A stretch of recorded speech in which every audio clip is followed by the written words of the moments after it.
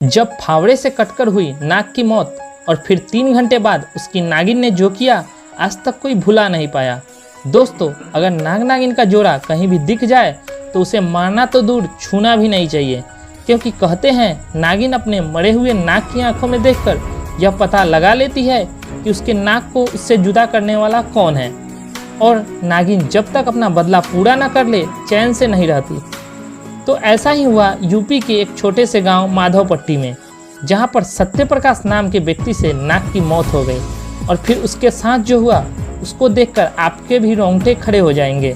आगे बढ़ने से पहले आपसे एक छोटी सी रिक्वेस्ट है कि वीडियो के पसंद आने पर वीडियो को लाइक कर दें और साथ ही साथ कमेंट में हर हर महादेव जरूर लिखें। दोस्तों, यूपी में माधवपट्टी नाम का एक छोटा सा गाँव है, जहाँ पर अपने नाग की मौत पर नागिन ने ऐसा कारनामा किया जिसे देखकर हर किसी के पसीने छूट गए। दरअसल इस गांव में खेत ही खेत है, जिसमें वहां के स्थानीय लोग खेतीबाड़ी करके अपना पालन पोषण करते हैं। एक दिन एक नागिन का जोड़ा भ्रमण करते हुए वहां के खेतों में पहुंच गई। 3 दिनों तक वह सांप का जोड़ा चक्कर लगाता रहा। कई लोगों ने तो उन्हें देखा भी और उनके मन में इनका डर भी बैठ गया। ऐसे में कुछ लोगों को खेत में जाने से डर लगने लगा। लेकिन 3 दिन बीत जाने के बाद लोगों को नाग नागिन का जोड़ा खेत में कहीं नजर नहीं आया और फिर से बिना डरे अपने काम में जुट गए। एक दिन भरी दोपहर में सत्यप्रकाश अपने फावड़े से काम कर रहा था। तभी वो नाग नागिन एक दूसरे से बिछड़ गए और नाग अकेले नागिन को ढूंढने लगा। नागिन को ढूंढते ढूंढते नाग उसी जगह पहुंच गया जहाँ खेत में सत्यप्रकाश अपने फावड़े से काम कर रहा था, और अचानक से उसके फावड़े से कटकर नाग की मौत हो गई, क्योंकि उसका सर उसके फावड़े से कट गया था। ये देखकर सत्यप्रकाश के पसीने छूट गए। वो जोर जोर से चिल्लाने लगा। तभी खेत में काम करने वाले बाकी लोग वहां पे इकट्ठा हो गए। सत्यप्रकाश ने घबराते हुए बताया कि मैं अपना काम कर रहा था कि तभी अचानक से यह नाग मेरे फावड़े से आकर मर गया और उसका सिर कट गया।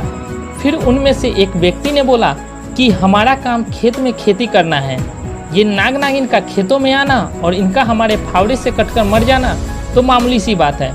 इस घटना को ज़्यादा गंभीरता से लेने की कोई ज़रूरत नहीं है। लेकिन वह व्यक्ति यह नहीं जानता था कि यह कोई साधारण नाग नागिन नहीं, बल्कि एक इच्छाधारी नाग नागिन है। दोस्तों, उसकी यह बातें सुनकर अन्य गाँववासी भी उसकी हाँ में हाँ मिलाकर कहने लगे कि ये बात तो सही है, हमें नाग नागिन के मारने से डरना नहीं चाहिए, ये तो हमारा काम है। उन सब की बातें सुनकर सत्यप्रकाश के जान में जान आई। उसने अपने फावड़े से नाग को उठाकर झाड़ियों में फेंक दिया, और यही उसकी ज़िंदगी की सबसे बड़ी भूल थी, क्योंकि वे सभी इस बात से अनजान थे कि यह एक इच्छाधारी नाग है और उसकी नागिन भी एक इच्छाधारी नागिन होगी। शाम का समय हो रहा था और ऐसे में सभी लोग वहां से चले गए और अपने अपने घर जाकर आराम करने लगे। वहीं सत्यप्रकाश बेफिक्र होकर अपने घर खाना खाकर सो गया। लेकिन वो नागिन शांत कहाँ रहने वाली थी, और वह अपने नाग का बदला लेने के लिए उसी दिन उसकी मौत के 3 घंटे बाद वह नागिन उस गांव में आ गई और सत्यप्रकाश के घर को ढूंढते हुए गांव वासियों के घर में घुस गई।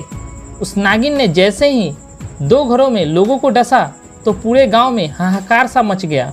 सभी लोग चिल्लाते हुए गांव के बाहर एकत्रित हो गए। फिर वो नागिन गांव के महादेव मंदिर में महादेव की चोटी पर बैठ गई। देखते ही देखते उस नागिन ने विशाल रूप धारण कर लिया। वो दिखने में भयंकर और डरावनी सी हो गई। उसका ऐसा रूप देख वहां मौजूद लोगों के पसीने छूटने लगे। उसको शांत करने के लिए मंदिर के पुजारी ने मंत्रों का उच्चारण जोर जोर से करना शुरू कर दिया।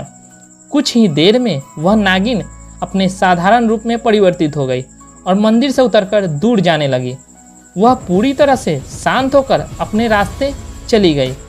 फिर पुजारी को सत्यप्रकाश ने अपने साथ घटित घटना के बारे में बताया, क्योंकि सत्यप्रकाश को संदेह था कि शायद ये सब उसी की वजह से हुआ है। पुजारी ने सत्यप्रकाश से कहा कि तुमने उस नाग को अनजाने में मारा है, लेकिन उसे झाड़ियों में फेंक देना ये आपकी सबसे बड़ी भूल है। अब तुम्हारी जान की दुश्मन वो नागिन बन चुकी है। पुजारी ने सत्यप्रकाश को मंत्रों का एक ताबीज बनाकर दे दिया और कहा, मैं तुम्हारी बस रक्षा कर सकता हूँ, लेकिन तुम्हारे कर्मों को मिटाया नहीं जा सकता।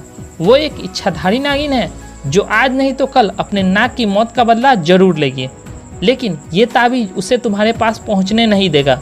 दोस्तों, अब सत्यप्रकाश की उम्र 73 साल की हो चुकी है, लेकिन वो ताबीज को हमेशा अपने पास रखते हैं। इसीलिए आज तक वो नागिन के क्रोध से सुरक्षित है। दोस्तों, हमें कभी भी किसी भी जीव को बेवजह हत्या नहीं करनी चाहिए, ना ही उसे कोई हानि पहुंचानी चाहिए। लेकिन गलती से ऐसा कुछ हो जाए तो उसे ऐसे में विधि विधान से उसका अंतिम संस्कार कर देना चाहिए। सत्यप्रकाश ने नाग का अंतिम संस्कार नहीं किया और यही उसकी गलती थी। उसने उसे यूं ही झाड़ियों में फेंक दिया।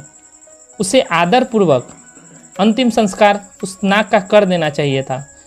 तो फ्रेंड्स, अगर ये आपको वीडियो अच्छा लगे तो वीडियो को लाइक, साथ ही साथ इस चैनल को सब्सक्राइब कर बेल आइकन प्रेस कर दे, ताकि मैं जो भी वीडियो अपलोड करूं उसकी नोटिफिकेशन सबसे पहले आप तक पहुंचे। तो मिलते हैं फ्रेंड्स एक नई वीडियो के साथ, तब तक के लिए धन्यवाद।